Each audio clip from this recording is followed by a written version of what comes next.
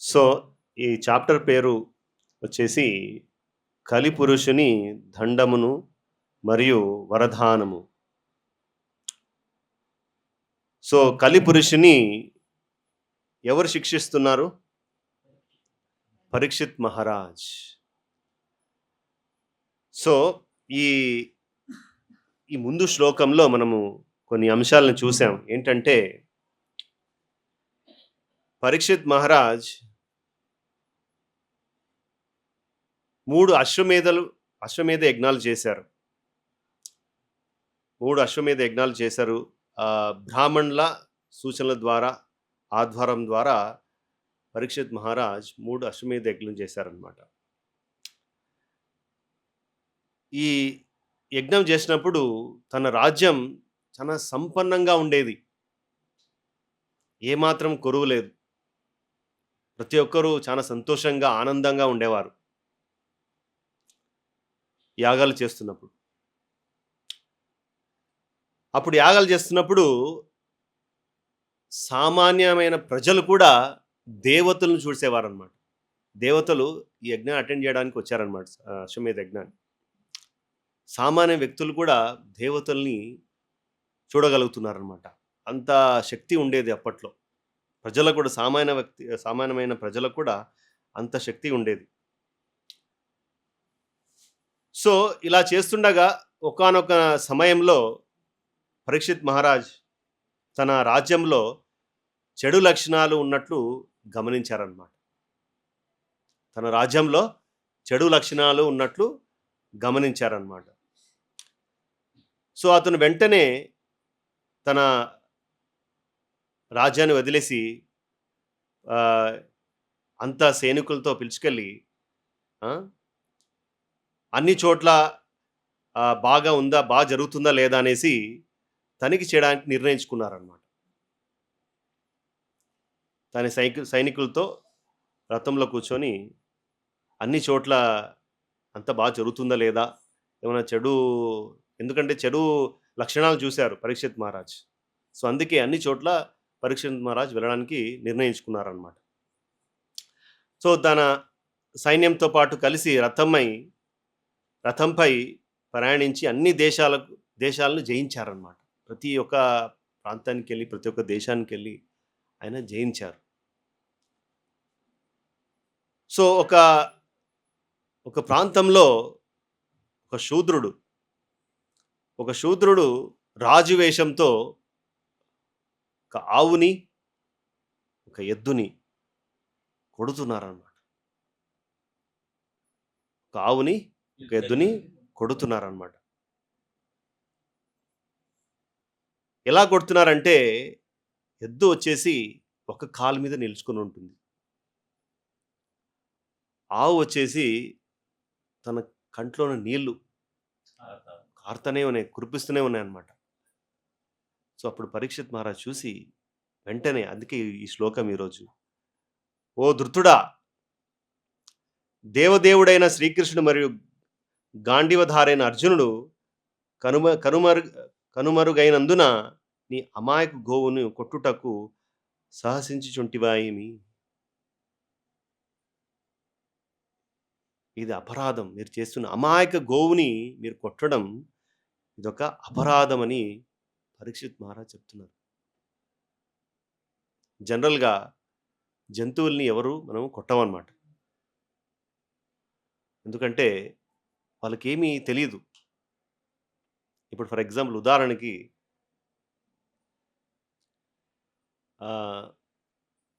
మమ్మల్ని దోమలు కుడతాయి. మనం వెంటనే ఏం చేస్తాం? చంపేస్తాం.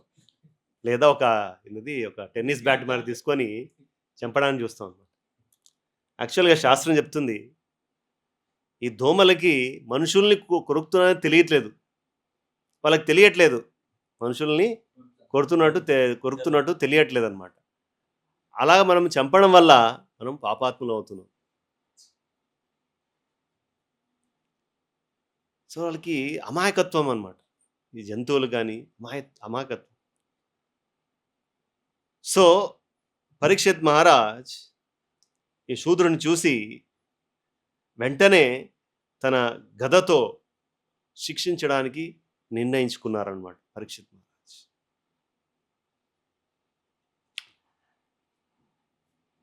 ఎందుకంటే ఎద్దు వచ్చేసి ఒక్క కాలు మీద, ఆవు వచ్చేసి కంట్లో నీళ్లు కురిపిస్తున్నాయని. సో ఆ పరిస్థితిని చూడలేక ఒక రాజు అయి, పరిపాలిస్తూ రాజు అయి, ఒక శూద్రుడు రాజు వేషంలో వచ్చి వాళ్ళని ఇలా కొట్టడం అనేది కరెక్ట్ కాదు, అపరాధం అనేసి పరీక్షిత్ మహారాజ్ ఈ శ్లోకంలో మనకు తెలియజేస్తున్నారు అన్నమాట. ప్రభుపాద్ ముందు శ్లోకంలో ఒక భాషలో చెప్తారనమాట. బ్రాహ్మణులు, క్షత్రియులు, వైశ్యులు, ద్విజులు అంటారు. బ్రాహ్మణులు, క్షత్రియులు, వైశ్యులు, ద్విజులు. ద్విజులు అంటే మొట్టమొదటి జన్మం తల్లిదండ్రుల ద్వారా వాడు పుడతారనమాట. రెండో జన్మం వచ్చేసి ఆధ్యాత్మిక గురువు, అందుకే వీళ్ళని ద్విజ అంటారు. సో వీళ్ళు ముగ్గురు, బ్రాహ్మణులు, క్షత్రియులు, వైశ్యులు, వీళ్ళు ముగ్గురు ఒక లీడర్స్ అన్నమాట ఈ లోకంలో. ఎందుకంటే బ్రాహ్మణుల యొక్క లక్షణాలు ఏంటి? 6 లక్షణాలు: పఠన్ పాఠన్, యజన్ యాజన్, దాన ప్రతిగ్రహ. వాళ్ళు బ్రాహ్మణులు శాస్త్రం మొత్తం తెలుసుకుంటారు, తెలుసుకొని వాళ్ళతో పెట్టుకోరు. పఠన్ పాఠన్, ఈ శాస్త్రం మొత్తం ప్రజలకు చెప్తారన్న, రాజులకు ఎస్పెషల్లీ. యజన్ యాజన్, వాళ్ళు యాగాలు చేస్తారు, హోమాలు చేస్తారు, దాంతోపాటు చేయిస్తారు కూడా. ఎలాగ అశ్వమేధ యజ్ఞం పరీక్షిత్ మహారాజ్ చేశారు కదా, అదేవిధంగా. దాన ప్రతిగ్రహ, ఎవరైనా దానం చేస్తే దానాన్ని అర్పించుకొని ఎంత కావాలో అంత పెట్టుకొని మిగతాదంతా మళ్ళీ దానం చేస్తారు. కానీ మనం కాదు, ఇలా కాదు. ప్రభుపాద చెప్తారు, ఒక సంచి మొత్తం రైస్ రోడ్డు మీద పడుంటే పక్షులు ఏం చేస్తారు? ఎంత కావాలని తినేసి వెళ్ళిపోతారు. కానీ మనుషులు ఏం చేస్తారు? మొత్తం బ్యాగ్ని తీసుకెళ్ళిపోతారు. సో దీన్ని దురాశ అంటారు. సరే, ఇక్కడ బ్రాహ్మణాలు అలా కాదు, ఎంత కావాలో అంత పెట్టుకొని మిగతాదంతా మళ్ళీ దానం చేస్తారు. ఇది బ్రాహ్మణుల యొక్క లక్షణం. క్షత్రులు ఏం చేస్తారు? ప్రజల్ని రక్షిస్తారు. ప్రజలంటే మనుషులే మాత్రం కాదు, జంతువులు, పక్షులు, అందరినీ, చెట్లు అందరినీ రక్షిస్తారు. అది వాళ్ళ యొక్క కర్తవ్యం. తర్వాత వైశ్యులు ఏం చేస్తారు? వ్యాపారము, గోవులు, అగ్రికల్చర్, ఇవన్నీ వీళ్ళొక్క కర్తవ్యం ఏమంట, వైశ్యుల కర్తవ్యం. శూద్రులు ఈ ముగ్గురికి సేవ చేస్తుంటారు. సో అందుకే ప్రభుపాద ఇక్కడ ద్విజ అంటున్నారు. కానీ ఇప్పట్లో ఈ సమయంలో బ్రాహ్మణులు ఏం చేస్తారు? ఒక పిల్లల్ని ఎస్పెషలీ 12 సంవత్సరాలు 15 సంవత్సరాలు అయిన వెంటనే వాళ్ళకు ఉపనయనం అని చేస్తారు, ఒక సెరమనీ. చిన్న పిల్లలకి పూర్తి శాస్త్రం కానీ వేదాలు కానీ తెలియదు. ఈ కాలంలో బ్రాహ్మణులు కూడా పూర్తి తెలియదు.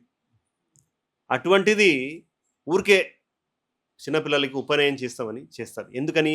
ఒక ఆచారం మాదిరిగా. ఈ ఆచారం మనం చేయాలి, అందుకే పిల్లల్ని ఉపనయనం చేయాలనేసి అనుకుంటారు. సో అది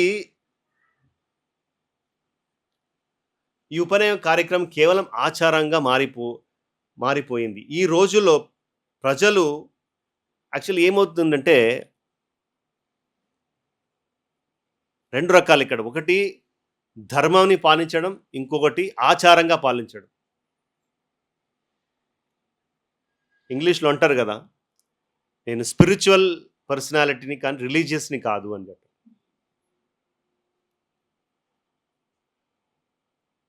రిలీజియస్గా అంటే ఆచారంగా, ఒక ఆచారం పాలించాలి, పెద్దలు చెప్పారు మనం పాలించాలి.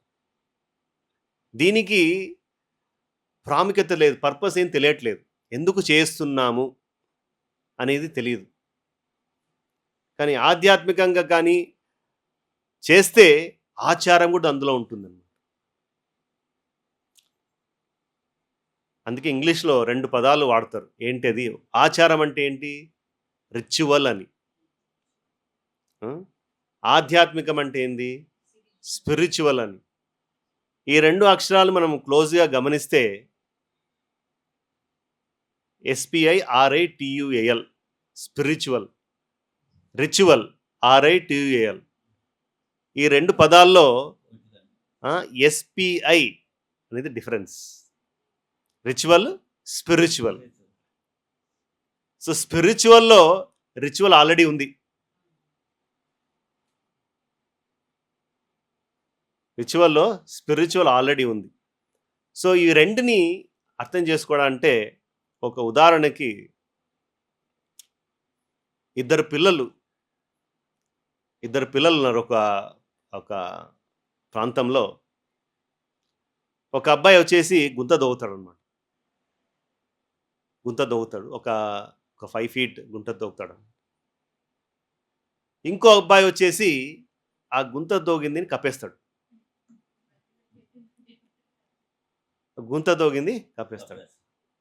సో ఒక అబ్బాయి, మొదటి అబ్బాయి గుంత దోగుతాడు. గుంత దోగిన తర్వాత 10 అడుగుల గ్యాప్ మళ్ళీ ఇంకొకసారి గుంత దోగుతాడు. ఈ అబ్బాయి గుంత దోగింది వెంటనే సెకండ్ అబ్బాయి గుంత కప్పేస్తాడు. సో అక్కడ ఉన్న విలేజర్స్ అంతా ఏం చేస్తున్నారు వీళ్ళు? ఒక అబ్బాయి ఏమో గుంత దోగుతున్నాడు, ఇంకో అబ్బాయి ఏమో కప్పేస్తున్నాడు. తెలియట్లేదు వాళ్ళకి ఏం జరుగుతుంది ఇక్కడ. సో వాళ్ళందరూ పిల్లల్ని అడుగుతారు అన్నమాట, ఏం చేస్తున్నారు మీరు? మీరేమో ఒకరేమో గుంత తోగుతున్నారు, ఇంకొకరేమో కప్పేస్తున్నారు. అప్పుడు చెప్తారనమాట మొదటి అబ్బాయి, యాక్చువల్ మేమంతా ముగ్గురం, నా డ్యూటీ వచ్చేసి గుంత దోగడం, రెండో అబ్బాయి వచ్చేసి మొక్కని నాటుతాడు. మూడో అబ్బాయి వచ్చేసి దాన్ని కప్పేస్తాడు. సో రెండో అబ్బాయి రాలేదు, రెండో అబ్బాయి లీవ్లో ఉన్నాడు. సో రెండో అబ్బాయి లీవ్లో ఉంటే నేను లీవ్ తీసుకోలేను కదా. నేను లీవ్ తీసుకుంటే నా ఉద్యోగం కూడా పోతుంది. ఆ భయంతో నా డ్యూటీ నేను చేస్తున్నాను, ఇంకో అబ్బాయి ఆయన డ్యూటీ ఆయన చేస్తున్నాడు. సో ఇది ఆచారం. ఈ ఆచారంలో ఈ పర్పస్ అనేది లేదు.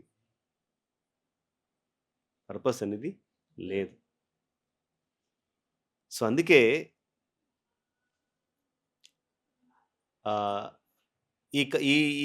ఈ కాలంలో అందరూ ఉపనయనం కానీ ఎలాంటి ఆచారం కానీ ఒక పర్పస్ అనేది లేదు. ఊరికే చేయాలని చేస్తున్నారు అన్నమాట. సో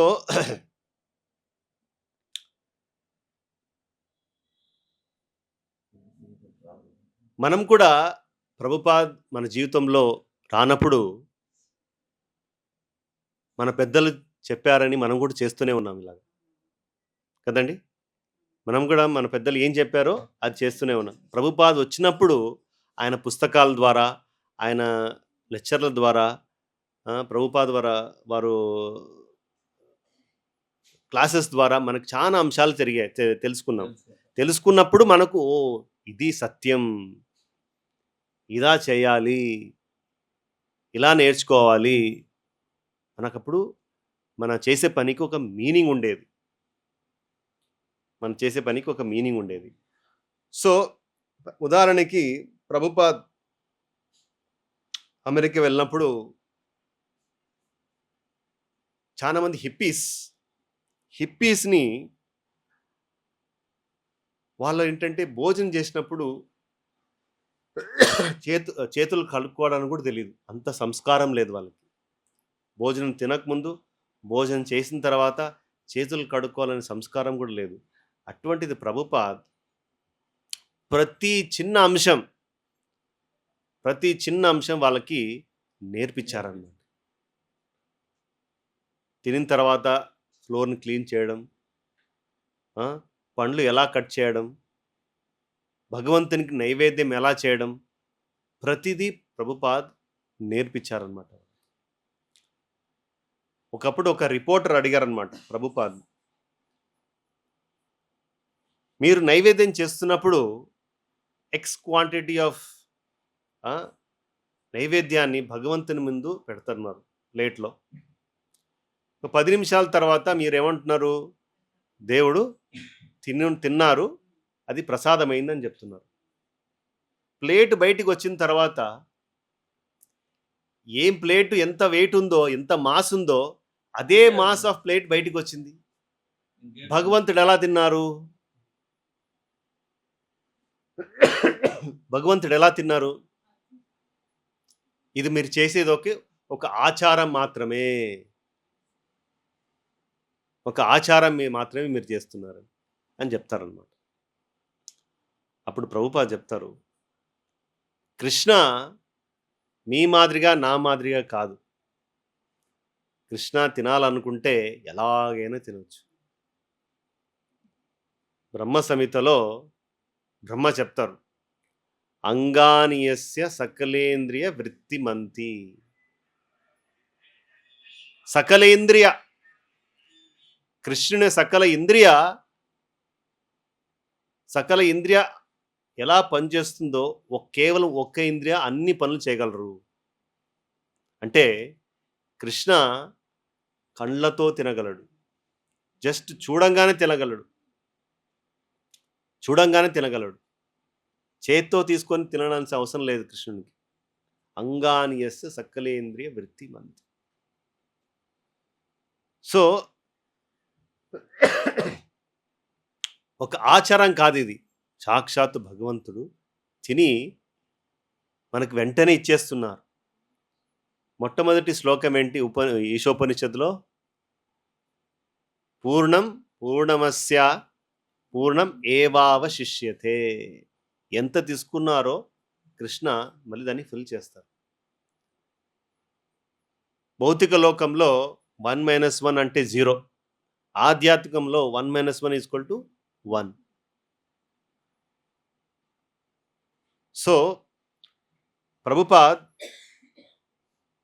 ఇలాగా చెప్పంగానే ఆ రిపోర్టర్కి అర్థమైపోయింది, ఆచారం వేరు, ఆధ్యాత్మికం వేరు. రెండు చాలా వ్యత్యాసం ఉంది రెండింటికి. సో ఈరోజు శ్లోకంలో క్షత్రియ యొక్క లక్షణాలు ఏంటి? ప్రజల్ని కాపాడడం. ఇలాంటి సంఘటనని చూడంగానే ఆ శూద్రుని పరీక్షిత్ మహారాజ్ శిక్షిస్తున్నారు అన్నమాట తన దండతో.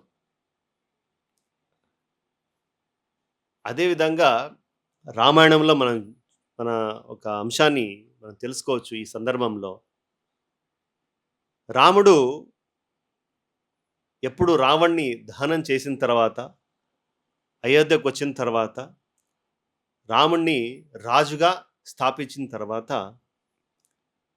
రాముడు చెప్తారనమాట. ఏమనంటే, ఆయన ప్యాలెస్ ముందు ఒక పెద్ద బెల్ ఉంటుంది. పెద్ద బెల్. ఎవరికైనా దుఃఖం కానీ, ఆందోళన కానీ, ఏమైనా బాధ ఉంటే వెంటనే మీరు ఆ బెల్ని రింగ్ చేయండి అని చెప్తారు. ఈ బెల్ వచ్చేసి 24 hours ఉంటుంది. ఎవరైనా ఈ బెల్ కొట్టచ్చు, ఏ టైంలోనైనా కొట్టచ్చు. సో ఒకప్పుడు ఒక కుక్క వస్తుందన్నమాట. ఒక కుక్క వచ్చి ఆ బెల్ని కొడతారు. జనరల్ మనం ఏమనుకుంటాం, ఓకే కుక్క తెలియదు, ఓకే బెల్ కొట్టేసింది అనుకుంటాం. లేదు, కుక్క బాధతో ఉంది, అందుకే బెల్ కొట్టింది. సో అప్పుడు రాముడు లక్ష్మణుడితో చెప్తారనమాట, సో మీరు వెంటనే ఆ కుక్కని పిలుచుకొని రండి అనేసి. అప్పుడు రాముడు అడుగుతారనమాట కుక్కని, ఎందుకు మీరు బెల్ కొట్టారు? ఏమన్నా మీరు బాధతో ఉన్నారా, దుఃఖంతో ఉన్నారా? ఆ కుక్కని అడుగుతారనమాట. అవును, నేను చాలా దుఃఖంతో ఉన్నాను. ఎందుకు దుఃఖంతో ఉన్నారు? ఎందుకంటే ఒక బ్రాహ్మణుడు నన్ను ఎడాపెడా కొట్టేశారు. బ్రాహ్మణుడు ఎడాపెడా కొట్టేశారు నన్ను. ఎందుకు కొట్టారు మిమ్మల్ని? అంటే అప్పుడు రాముడు వెంటనే ఆ బ్రాహ్మణుడిని పిలుచుకొని రండి. ఎవరు ఆ బ్రాహ్మణుడు కుక్కని కొట్టింది అనేసి పిలుచుకొని రండి అనేసి ఒక మినిస్టర్ చెప్తారు. సో వెంటనే బ్రాహ్మణ్ణి పిలుచుకొని వస్తారు. ఎందుకు మీరు ఈ కుక్కని కొట్టారు? ఏంటి కారణం? సో అప్పుడు ఈ బ్రాహ్మణుడు చెప్తారనమాట. నేను భిక్ష అడుక్కుంటున్నప్పుడు ఈ కుక్క నా పక్కనే ఉండింది. వెళ్ళిపోమంటే వెళ్ళట్లేదు. పైగా నా ప్లేట్లనే చూస్తా ఉంది. నా భిక్షాన్నే చూస్తా ఉంది. అందుకే కోపంతో కొట్టేశాను. సో అప్పుడు రాముడు వినిన తర్వాత ఈ కుక్కది ఏమాత్రం తప్పులేదు. సో బ్రాహ్మణ్ణి ఎలా శిక్షించాలి? రాముడు కుక్కనే అడుగుతారనమాట. మీరు చెప్పండి, మీకు ఈ బ్రాహ్మణ్ణి ఎలా శిక్షించాలనుకుంటున్నారు? అప్పుడు ఈ కుక్క చెప్తారనమాట. ఈ బ్రాహ్మణ్ణి వాళ్ళ ఊరిలో ఒక శివాలయం ఉంది. ఆ శివాలయంకి మీరు ఆయన అధిపతిగా నిర్ణయించాలి అని కుక్క కోరుతారన్నమాట. మనం చూస్తున్నాం, ఒక పక్క కుక్కని ఎడాపెడా కొట్టేశారు. ఇంకో పక్క కుక్క ఏమో అధిపతిగా మీరు నిర్ణయించుకోవాలని చెప్తున్నారు. ఏంటిది? ఏం జరుగుతుంది అని తెలియట్లేదు వారికి. అప్పుడు కుక్క యాక్చువల్ మొత్తం డీటెయిల్ చెప్తారన్నమాట. నేను కూడా ఈ శివాలయంకి అధిపతిగా ఉన్నాను నా పూర్వజన్మలో. అధిపతిగా ఉన్నప్పుడు నేను చాలా తప్పులు చేశాను. నేను తప్పులు చేయడం వల్ల నెక్స్ట్ జన్మలో నేను కుక్క అయిపోయాను. సో అందుకే ఈ బ్రాహ్మణ్ణి మీరు అధిపతిగా చేయండి. ఈయన కూడా చాలా తప్పులు చేస్తారు. ఈయన కూడా మరో జన్మల్లో కుక్క అయిపోతారనేసి, కుక్కగా జన్మిస్తారనేసి ఆ కుక్క కోరుకుంటుందన్నమాట రాముడితో. సో విషయం ఏంటంటే, రాజు ప్రతి ఒక్క జీవిని రక్షించాలి. ఆయన ఒక కర్తవ్యం. కేవలం మనుషులే కాకుండా జంతువుల్ని, చెట్లని, పక్షుల్ని అందరినీ వాళ్ళు రక్షించాలి. సో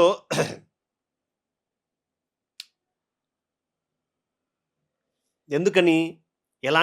ఇప్పుడు పరీక్షిత్ మహారాజ్ ఆ శూద్రుని చూసి, అధర్మాన్ని చూసి ధర్మాన్ని స్థాపించడానికి పరీక్షిత్ మహారాజ్ శిక్షిస్తాడనమాట శూద్రుని.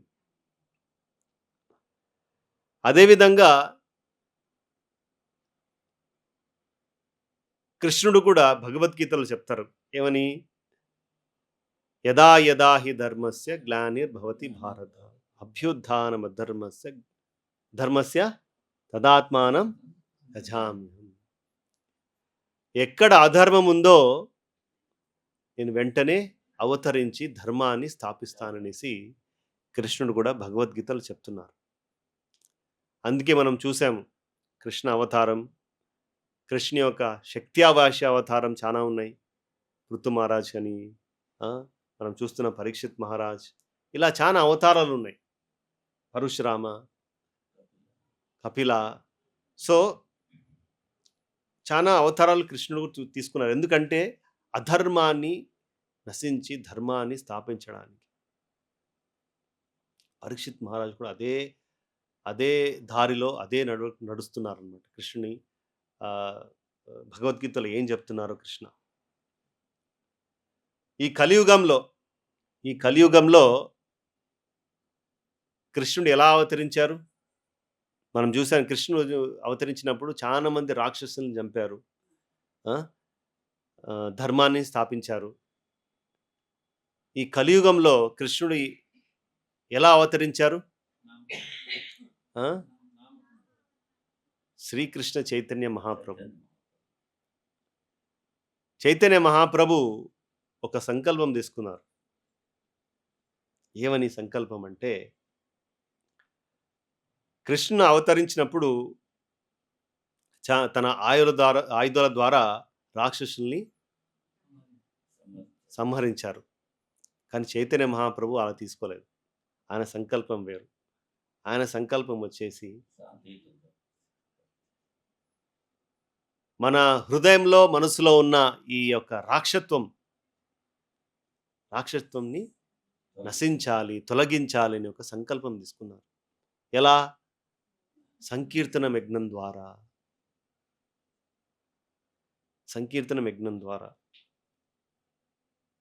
మనం విన్నాము, జగాయ్ అండ్ మధాయ్.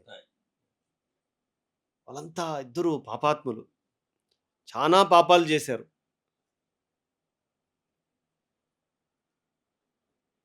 వాళ్ళు నిత్యానంద ప్రభుని ఒక రాయి తీసుకొని కొట్టడం, అంత పాపం, మహాపాపం. వెంటనే చైతన్య మహాప్రభు అవతరించి ఆయన సుదర్శన చక్రాన్ని వదలాన్ని చూశారు. కానీ నిత్యానంద ప్రభు గుర్తించారన్నమాట. చైతన్య మహాప్రభు, ఈ అవతారం మీరు సంకల్పం తీసుకున్నారు, మీరు ఆయుధాలను వాడరనేసి. అప్పుడు చైతన్య మహాప్రభు వెంటనే ఆ సుదర్శన్ని విత్డ్రా చేసుకుని వాళ్ళని క్షమించారు. ఎలా క్షమించారు? మీరు ఒక సంకల్పం తీసుకోవాలి. ఏమని? మీరు హరే కృష్ణ కృష్ణ కృష్ణ హరే హరే, హరే రామ రామ రామ హరే హరే. మీరు ఈ సంకీర్తనం చేయడం వల్ల మీలో ఉన్న ఈ పాపాలు కానీ రాక్షత్వం కానీ మొత్తం తొలగిపోతుంది. ఆ సంకల్పం తీసుకోవాలి మీరు అనేసి అప్పుడు చైతన్య మహాప్రభు వాళ్ళని క్షమిస్తారన్నమాట. ప్రభుపాద్ అమెరికా వెళ్ళినప్పుడు మొట్టమొదటిగా ఆయన టాంకిన్స్ స్క్వేర్ పార్క్ అక్కడ ఒక్కడిగా కూర్చొని హరే కృష్ణ మంత్రాన్ని సంకీర్తన యజ్ఞం చేస్తున్నారు. అప్పుడు ఎవరు తెలియదు, ప్రభుపాద్ ఒక్కరుగా కూర్చొని సంకీర్తన చేస్తున్నారు ఈ కర్తాలు తీసుకొని. అప్పుడు స్లోలీ ఈ హిప్పీస్ అంటే వాళ్ళంతా డ్రగ్ అడిక్ట్ అయి ఉంటారు, ఇంటాక్సికేట్ అయి ఉంటారు, వాళ్ళు మంచి బట్టలు వేసుకొని ఉండరు, వాళ్ళ బట్టలు చినిగిపోయి ఉంటాయి, రోడ్డు మీద పడుకొని ఉంటారు. వాళ్ళంతా 20 నుంచి 30 సంవత్సరాల ఏజ్ వాళ్ళు. ఎందుకని అలాగా? వాళ్ళ లైఫ్ చాలా ఫ్రస్ట్రేషన్ అయిపోయింది, ఏం తెలియట్లేదు వాళ్ళకి. సో ఈ ప్రభుపాద్ ముసలాయన చూసి, ఏం చేస్తున్నాడు ఇతను కూర్చొని ఇక్కడ, ఒక ఇన్స్ట్రుమెంట్ తీసుకొని ఏదో హరే కృష్ణ హరే రామ అంటున్నారు అనేసి వాళ్ళకు ఒక ఈ ఇంట్రెస్టింగ్ ఏంటంటే ఈ మ్యూజిక్ అంటే బాగా ఇష్టం వాళ్ళకి, ఎస్పెషల్లీ ఫారినర్స్ మ్యూజిక్ అంటే బాగా ఇష్టం. సో వాళ్ళు ఏం చేశారు, వాళ్ళ దగ్గర ఉన్న ఇన్స్ట్రుమెంట్స్ని తీసుకొని వచ్చారు. ఇన్స్ట్రుమెంట్స్ తీసుకొని వచ్చి ప్రభుపాద్తో సంకీర్తనం జాయిన్ అయినారు. జాయిన్ అయినప్పుడు వాళ్ళతో పాటు, ప్రభుపాద్తో పాటు వాళ్ళు కూడా హరే కృష్ణ మంత్రాన్ని సంకీర్తనం చేస్తున్నారు. వాళ్ళు మత్తుతో కూడా ఉన్నారు, డ్రగ్ తీసుకొని వచ్చారు, మత్తుతో ఉన్నా కూడా ప్రభుపాద్తో పాటు ఈ సంకీర్తన చేస్తున్నారు అన్నమాట. ఇలాగా ప్రతిరోజు ప్రభుపాద్ చేస్తున్నారనమాట. సో ఎవరెవరు ప్రభుపాద్తో పాటు ఉన్నారో, ప్రభుపాద్ అండ్ సెకండ్ ఎవెన్యూ అక్కడ ఎక్కడ ఉన్నారో ప్రభుపాద్ వాళ్ళ రూమ్కి తీసుకెళ్ళి వాళ్ళకి ప్రసాదం వండి పెట్టి, వాళ్ళకి ప్రసాదం సర్వ్ చేసి, వాళ్ళ ప్లేట్లని వాష్ చేసి, ఫ్లోర్ని క్లీన్ చేసి, ప్రతిదీ ప్రభుపాద్ చేసేవారు అన్నమాట. ఇలా చేస్తుండగా ఇలాగ ప్రభుపాద్ సంకీర్తన వింటూ, ప్రభుపాద్ భగవద్గీత వింటూ, ప్రభుపాద్ చేసే పనులు చూస్తూ వాళ్ళ మనసులో ఉన్న ఈ కల్మషాలన్నీ నశించిపోయాను. ఈ రాక్షసత్వం అనేది తొలగిపోయాను. సో వాళ్ళని హిప్పీస్‌ని ప్రభుపాద్ హ్యాపీస్‌గా ట్రాన్స్‌ఫార్మ్ చేశారు. Complete 360 degrees shift.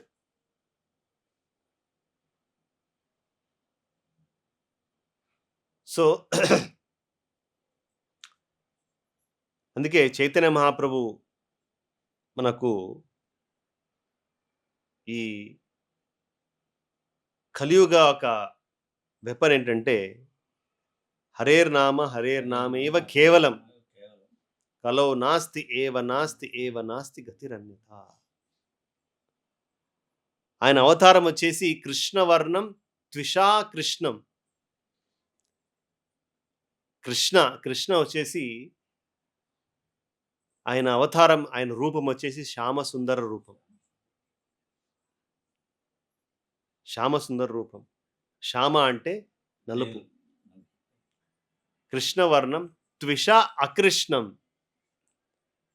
Chaitanya Mahaprabhu అకృష్ణ రూపంలో, అకృష్ణ అంటే ఆపోజిట్, అంటే బ్లాక్ ఆపోజిట్ గోల్డెన్ కాంప్లెక్షన్. కృష్ణవర్ణం త్విషా కృష్ణం సాంగోపాంగాస్తర్ పార్షదం. సాంగోపాంగ ఆయనతో పాటు వచ్చేసి వాళ్ళ అసోసియేట్స్ వచ్చేసి నిత్యానంద ప్రభు, అద్వైత ప్రభు, శ్రీవాస్ ప్రభు, గదాధర్ ప్రభు. సో సాంగోపాంగాస్త పార్షదం యజ్ఞై సంకీర్తనై ప్రాయేర్ యజంతి సుమేధసః. సుమేధసః అంటే చాలా బుద్ధివంతులు. ఎవరు బుద్ధిమంతులు? ఎవరైనా ఈ సంకీర్తన యజ్ఞాన్ని పాల్గొంటారో వాళ్ళంతా బుద్ధిమంతులు. వాళ్ళంతా బుద్ధిమంతులు. అంత చిన్న ఉపాయమైనా కానీ చాలా విలువైన ఉపాయం ఇది. కలియుగంలో చాలా విలువైన ఉపాయం. సో చైతన్య మహాప్రభు మనకు అంత సులభమైన ఉపాయం మన కలియుగంలో ఇచ్చారు. మనం రిజల్ట్ కూడా చూసాం. మనం ఇస్కాన్ వచ్చినప్పుడు ఇప్పటికీ చాలా మన మనసులో కానీ, మన హృదయంలో కానీ చాలా వ్యత్యాసం కనిపిస్తుంది. అందుకే ప్రతి ఒక్కరిని ప్రభుపాద్ చైతన్య మహాప్రభు మనల్ని ఎంపవర్ చేశారనమాట. ఎలా ఎంపవర్ చేశారంటే, మనం కొత్తగా ప్రోగ్రామ్ స్టార్ట్ చేసాం, అరుణోదయ కీర్తనం అనేసి. అందరూ ఎంతమంది పార్టిసిపేట్ చేస్తున్నారు అరుణోదయ కీర్తన? అంతే, చాలా తక్కువ మంది. హార్డ్లీ ఒక 5-6 మంది చేతులు ఎత్తారు. సో ఇలా చేయడం వల్ల మీరు కూడా బెనిఫిట్ అవుతున్నారు. ఎలాగంటే మీరు వేరే వాళ్ళకి హరే కృష్ణ మంత్రం ఇస్తే మనకు బెనిఫిట్. ఎలా బెనిఫిట్? ఒక జీవుని ప్రభుపాద దగ్గర తీసుకొని వస్తున్నాం, కృష్ణ దగ్గర తీసుకొని వస్తున్నాం. మనం ఆధ్యాత్మికంగా పెరుగుతున్నాము. అదే కాకుండా మన జప కూడా క్వాలిటీ అనేది పెరుగుతుంది. సో అరుణోదయ కీర్తనం చాలా చాలా ఇంపార్టెంట్, చాలా మంచిది. మన ఆధ్యాత్మికంగా పెరగడానికి మనకు కూడా చాలా మంచిది. ఎంతమందిని మనం కృష్ణ ప్రభుపాద దగ్గర తీసుకొని వస్తున్నామో అంత ఆధ్యాత్మికంగా మనకు బెనిఫిట్. సో అందుకే ఈ ఈ సంకీర్తన యజ్ఞం అనేది చాలా పవర్ఫుల్, ఎస్పెషల్లీ కలియుగంలో. Especially powerful. ఎంతమంది వస్తున్నారు చూడండి టెంపుల్కి. ఎంతమంది హరే కృష్ణ మంత్రం అక్కడ జప మంటపంలో చేస్తున్నారు, హరినామ మంటపంలో చేస్తున్నారు. ఆ చేసే జపం హరినామ మంటపంలో ఎంతమంది పుస్తకాలు కౌంటర్ దగ్గర తీసుకుంటున్నారు, ఎంతమంది తీసుకున్న పుస్తకాల్లో ఎంతమంది చదువుతున్నారు, ఎంతమంది చదువుతున్న వాళ్ళు ఎంతమంది ఇంప్లిమెంట్ చేస్తున్నారు. సో చాలా చాలా చాలా చాలా రేర్. బహునాం జన్మనాం ఎంతే జ్ఞానవాన్ మాం ప్రపద్యతే వాసుదేవ సర్వం సా మహాత్మ సుదుర్లభ. అంత వాళ్ళు చాలా రేర్, సుదుర్లభ అని కృష్ణ భగవద్గీతలో చెప్తున్నారు.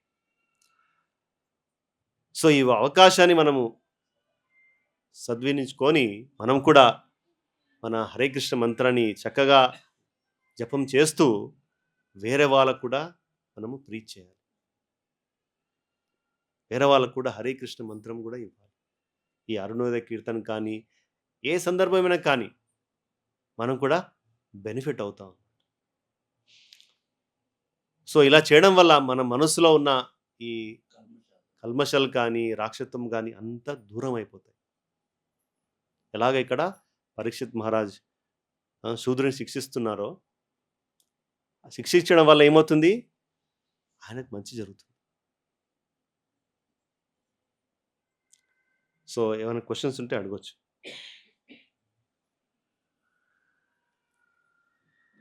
శ్రీల ప్రభుపాద్ కీ జై, శ్రీమద్ భాగవతం కీ జై.